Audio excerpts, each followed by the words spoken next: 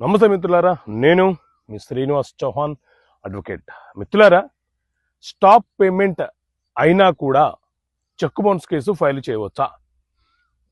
So మిత్రులారా, ఎవరైనా మనకు చెక్కులు ఇచ్చి ఆ చెక్కుని స్టాప్ పేమెంట్ చేయండి అని చెప్పి బ్యాంకులో ఒక కంప్లైంట్ ఇస్తే బ్యాంకు వాళ్ళు స్టాప్ చేసేస్తారు. అలాగే కొంతమంది ఆల్రెడీ అకౌంట్ క్లోజ్డ్ అయినటువంటి బ్యాంకుకి సంబంధించిన చెక్కులను కూడా మనకి ఇచ్చి మోసం చేసే ప్రయత్నం చేస్తారు. మరి ఇలాంటి సందర్భాలలో మనం ఏం చేయడానికి అవకాశం ఉంటుంది అని అంటే, సో మిత్రులారా, మన దేశంలో నెగోషియబుల్ ఇన్స్ట్రుమెంట్ యాక్ట్ అలాగే BNSS 2023 అనే చట్టం అమలు ఉన్నది. ఈ రెండు చట్టాల ప్రకారంగా మనము చెక్ బౌన్స్ కేసులు ఫైల్ చేస్తూ ఉంటాం.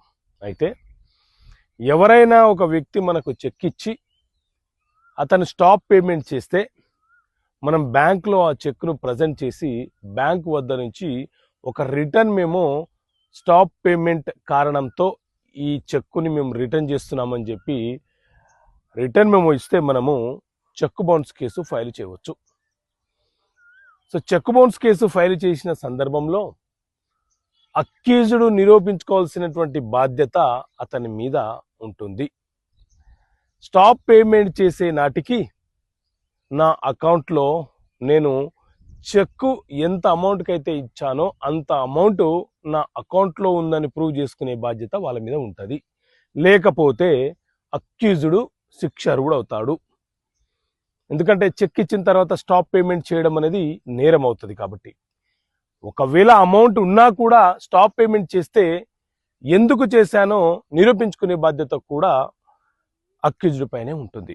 అలాగే బ్యాంక్ అకౌంట్ క్లోజ్ కావడం అంటే మన దగ్గర ఉన్నటువంటి చెక్ బుక్లు ఎన్నైతే ఉన్నాయో అవన్నీ కూడా మనం బ్యాంకు వాళ్లకు రీసబ్మిట్ చేసి ఆ అకౌంట్ని క్లోజ్ చేయించుకుంటేనే ఆ బ్యాంక్ అకౌంట్ క్లోజ్ అయినట్లు. లేకపోతే అప్పటి వరకు ఆ బ్యాంక్ అకౌంట్ అనేది రన్ అవుతున్నట్లే పరిగణలోకి తీసుకోబడుతుంది.